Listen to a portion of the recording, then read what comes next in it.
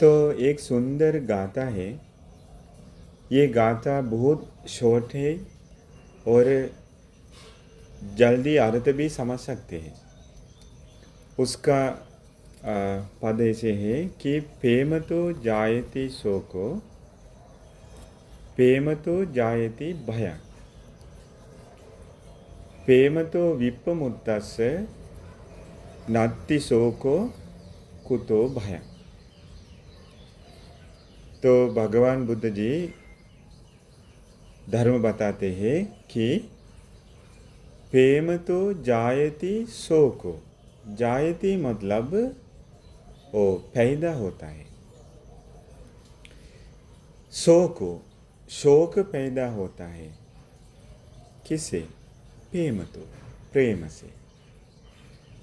इस दुनिया में ये एक धर्मता है, स्वभाव है, प्रकृति है कि प्रेम से शोक उत्पन्न होता है। प्रेम तो जायति भय, प्रेम से क्या उत्पन्न होता है? भय उत्पन्न होता है, भय। प्रेम तो विप्पमुत्तस्य, प्रेम से जो मुक्त हुआ है। नात्ति शोको, शोक उत्पन्न नहीं होता। कुतो भय, भय कहाँ से आएगा?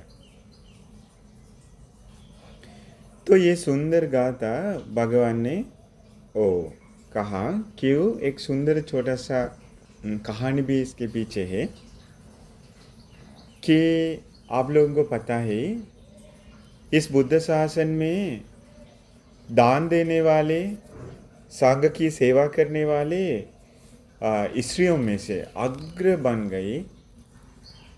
उसी पद मिलने के लिए बहुत पुण्य अर्जित करके संसार में जो आ रही थी, एक बुद्ध शासन में पद मिलने के लिए विशाखा। तो विशाखा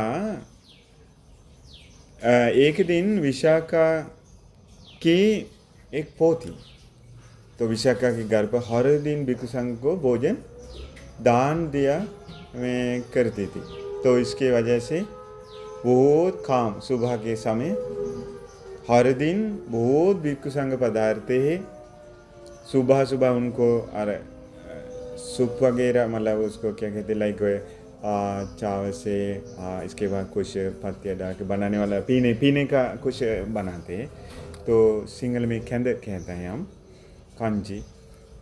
तो ऐसे बना कर दान देते हैं मिठाइयों के साथ। इसके बाद दोपहर भोजन रहता है। तो ये सारे के सारे सुबह के समय वो पूरा सेवा घर पर चालू।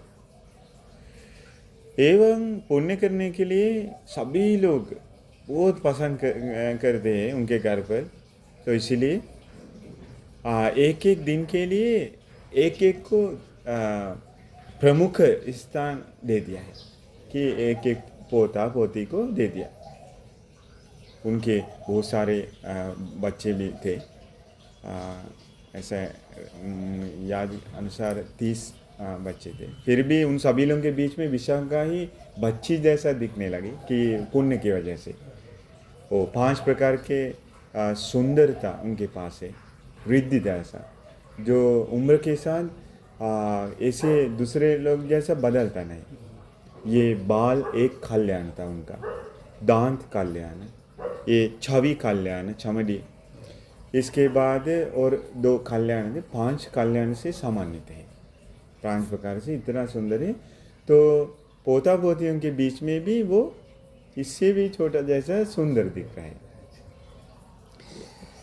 तो उनके घर पर इस प्रकार से एक एक पोती को, पोता को जगह देते हैं उस दिन कंप्लीटली देखभाल करके पुण्य अर्जित कर लेने के लिए। तो ऐसे एक पोती बहुत श्रद्धा से महासंघ की सेवा की करती थी। तो लेकिन एक दिन ये पोती अचानक मर गई। पोती को क्या हुआ? अचानक चली गई। ये पोती के मृत्यु की वजह से विशाखा के दिल में इतना दुख उत्पन्न होने लगा कि नहीं रह पाया। अभी शोक की वजह से, दुख दौड़ने की वजह से रोने लगी, रो रो करके बहुत वो दुख, अभी आंसू बहाकर बहुत रोती है दुख की वजह से। इसके बाद ये उपासिका, लेकिन इसमें एक खास चीज़ है कि इस दुनिया में अगर जो जिन्होंने धर्म बोध नहीं किया है, उनके जीवन में दुख आते समय दुख भी उत्पन्न होता है, साथ साथ शायद गुस्सा भी आता है। गुस्सा आकर भगवान का अपमान करते, भगवान को भी डांटते, संघ को भी डांटते, सबको भी डांटते, उनका श्रद्धा गायब हो जाता है। नहीं तो कुछ गुणधर्म थे गायब भी हो जा सकते। लेकिन श्रोतापन श्रावक लोगों के जीवन में ये खास बात है कि कितना भी दुख उत्पन्न हो फिर भी श्रद्धा हिलता नहीं। भगवान के बारे में जो श्रद्धा गौरव था वो हिलता नहीं। क्यों ये मुझे क्यों ऐसे हो रहा है, दूसरों को ऐसा होता नहीं। कभी भी सोचते कभी भी सोचते नहीं। ये धर्म, जिन्होंने धर्म बोध किए उनके जीवन का एक खास बात। उनको अनित्य मालूम, ये सब हेतु से उत्पन्न हुआ है करके पता है। हेतु निरुद्ध होते समय, हेतु से उत्पन्न हुए चीज निरुद्ध हो जाता है, शोक नहीं, मतलब चिल्ला, मतलब गुस्सा नहीं करते हैं क्यों ये मुझे ही ऐसा हो रहा है, ये क्यों, ऐसा नहीं होता है। लेकिन दुख उत्पन्न होता है क्योंकि अभी भी सभी प्रकार से बंधनों से मुक्त नहीं हुआ है ना श्रोतापन श्रावक। बंधन की वजह से दुख उत्पन्न होता है, तृष्णा की वजह से दुख उत्पन्न होता है। लेकिन ऐसे सिचुएशन पर दृष्टि में नहीं आता है, मिथ्या दृष्टि में नहीं आता है कि ये क्यों मुझे ही ऐसा हो रहा है, क्यों ये मेरा चीज बदल रहा है। ऐसे नित्य संकल्प में ऐसे पकड़कर दृष्टि में नहीं आती, लेकिन दुख उत्पन्न होता है। जब श्रोतापन श्रावक राग देश नष्ट करके अनागामी बन जाते हैं तो उनका दुख भी उतना ही नष्ट हो जाता है। जब वो परिपूर्ण रूप से सभी क्लेशों को नष्ट करके सभी दुखों से मुक्त हो जाता है, सभी क्लेशों नष्ट करके पारिशुद्ध बन जाता है, अरहत प्राप्त करता है, उस दिन सभी प्रकार के दुखों से भी मुक्त हो जाता है। उस दिन से दुख भी जीवन में आता नहीं, उत्पन्न नहीं होता। शारीरिक वेदना या कुछ भी हो जाए, मन में दुख उत्पन्न नहीं होता।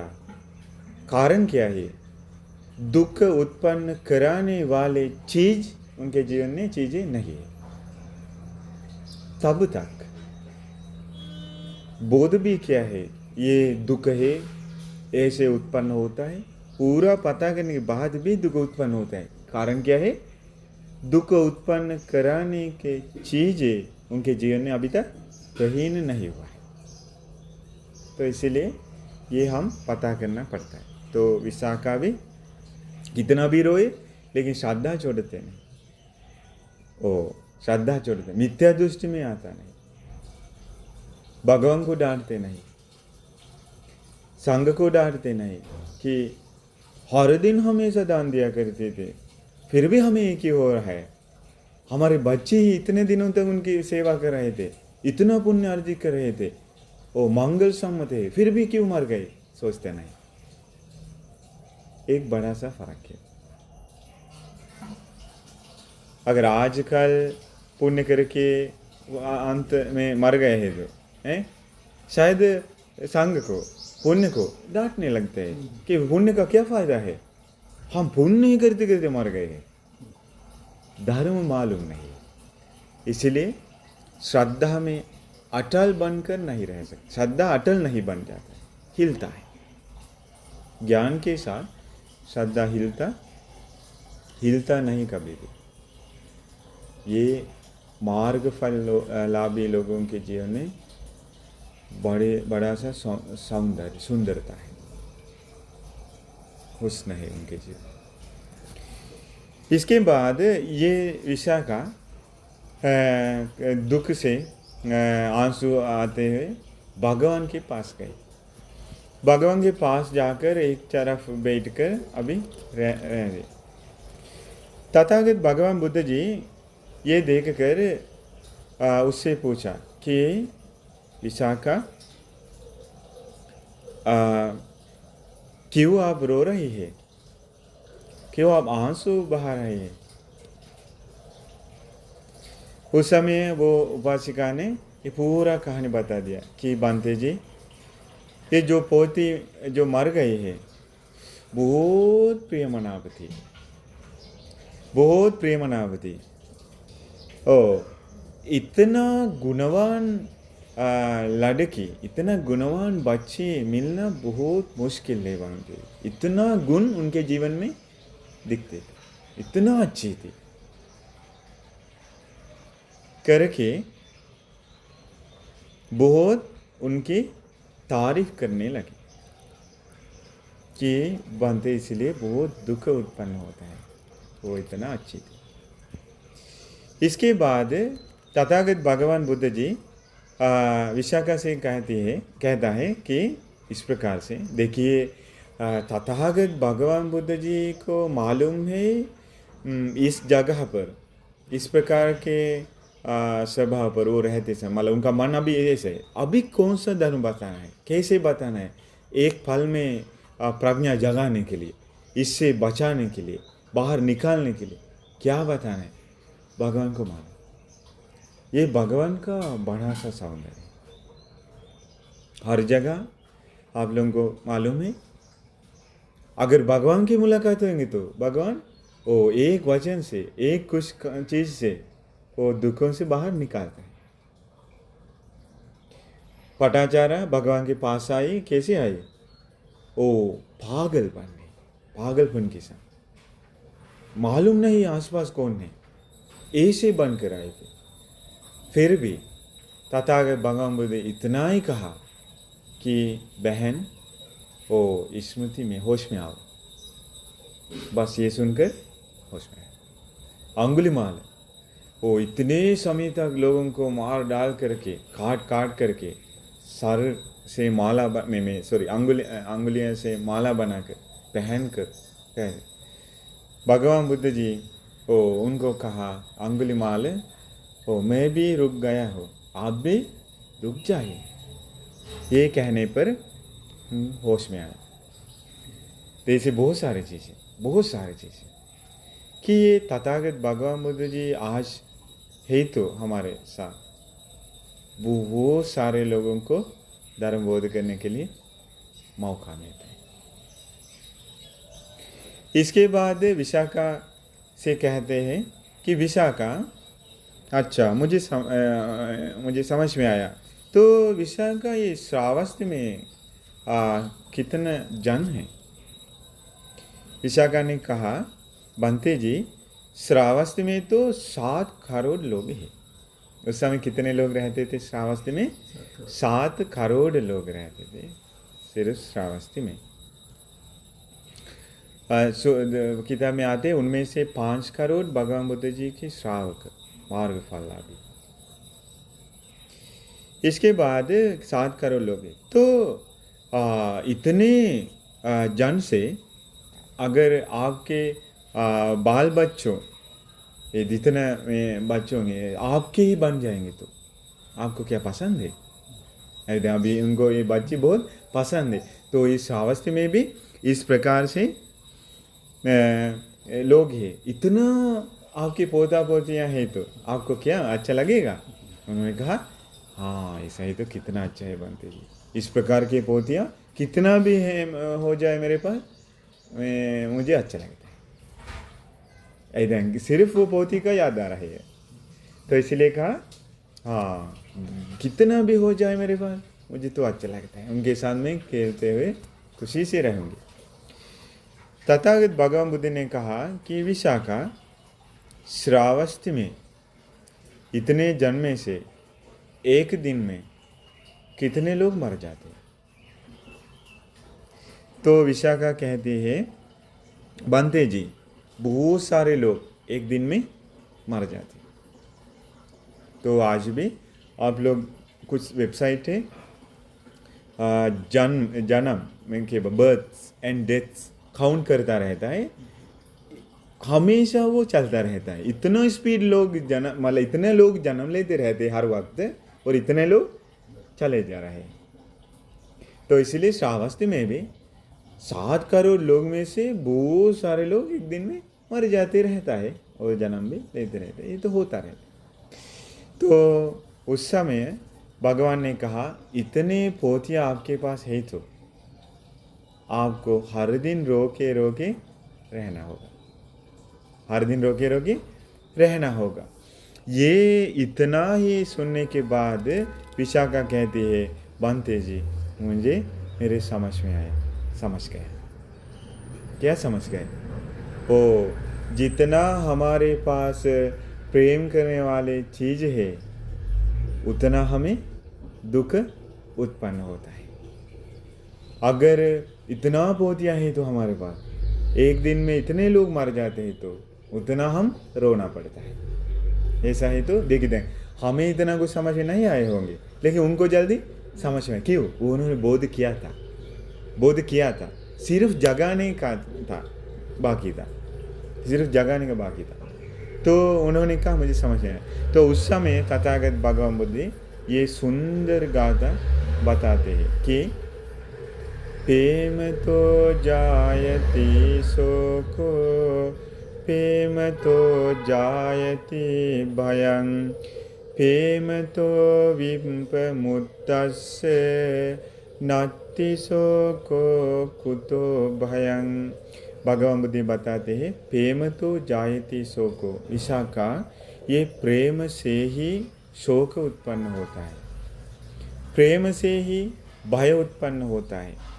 अगर प्रेम नहीं है तो शोक उत्पन्न नहीं होता, भय कहाँ से उत्पन्न हो? तो इसीलिए प्रेम के वजह से हमारे जीवन में हमेशा क्या उत्पन्न होने के लिए जगह है? दुख, शोक।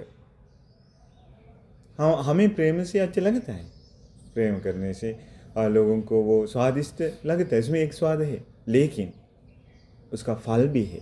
फल क्या है? शोक। हम जिससे प्रेम करते हैं उससे जब हम अलविदा कहना पड़ता है, उस दिन ये छोड़ कर नहीं जा सकते, वो है शोक। प्रेम कर सकते लेकिन अलविदा कहने का दिन पर शोक से बच नहीं सकते। प्रेम है तो शोक है। प्रेम तो जायति भयं, प्रेम के ही वजह से भय उत्पन्न होता है।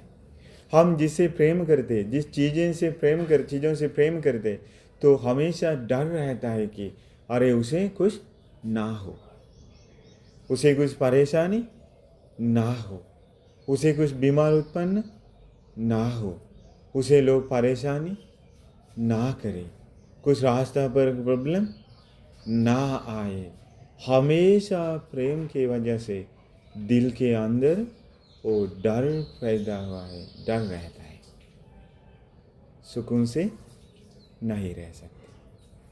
प्रेम से थोड़ा सा स्वाद है, साथ साथ बहुत सारे दुख भी हमारे अंदर पैदा होता है। प्रेम से शोक उत्पन्न होता है, प्रेम से वो भय भी उत्पन्न होता है, बहुत सारे भय उत्पन्न होता है।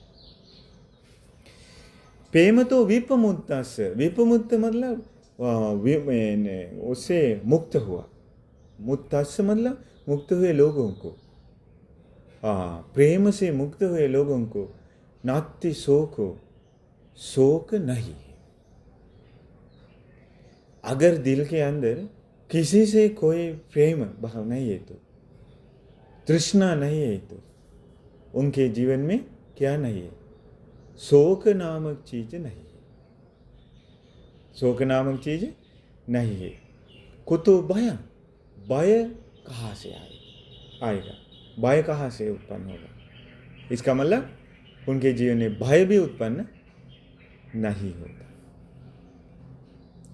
तो इसीलिए जो भिक्षु संघ प्रेम से मुक्त हुए, उस समय तृष्णा से मुक्त हुए भिक्षुनी संघ, उनके जीवन में इस दुनिया में कुछ भी हो जाए डर उत्पन्न नहीं होता है। इस दुनिया में कुछ भी हो जाए, किसी को कुछ भी हो जाए, शोक उत्पन्न नहीं होता। पूरा ही पूरा वो सुकून से मुक्त हुए मन से जीते हैं, प्रेम से मुक्त होने की वजह से, तृष्णा से मुक्त होने की वजह से। तो ये दुनिया का प्रकृति है। तो इसलिए हम किससे भी ज़्यादा प्रेम करेंगे तो उतना ही क्या उत्पन्न होता है? शोक भय, शोक भय दोनों में उत्पन्न होता है। तो इस दुनिया में प्रेम के बारे में इतना कविता मतलब में सॉन्ग्स है ना, बहुत सारे चीज़ है, बनाए गए चीज़ है, लेकिन सभी लोगों के पीछे क्या रहता है? शोक रहता है, डर रहता है। अगर प्रेम से मुक्त हुआ है तो ऐसे महापुरुष लोगों के जीवन में शोक भी नहीं है, डर भी नहीं। डर के बिना, शोक के बिना सुकून से जी सकते हैं। देखिए कितना छोटा सा गाता है, फिर भी कितना सुंदर अर्थ निकलता है। इस दुनिया में आधा से ज़्यादा एक ही चीज़ के पीछे दौड़ रहे हैं। भगवान बताते इससे मुक्त हुए श्रावक लोग के जीवन में दुख भी नहीं है, डर भी नहीं है, शोक भी नहीं। तो इसलिए मैं गाथा याद रखिए, प्रेम तो जायति शोको, प्रेम तो जायति भयं, प्रेम तो विपमुत्तस्य नाथि शोको कुतो भयं। तो इसलिए हम सभी लोगों को भी इस प्रकार से बहुत सारे सुंदर धर्म सुनकर ये धर्म बोध करके हमेशा के लिए दुखों से मुक्त होने के लिए, खुशी से जीवन बिताने के लिए भाग्य मिल जाए के साथ बोले। तो अभी हम पुण्यानुमोदना करेंगे।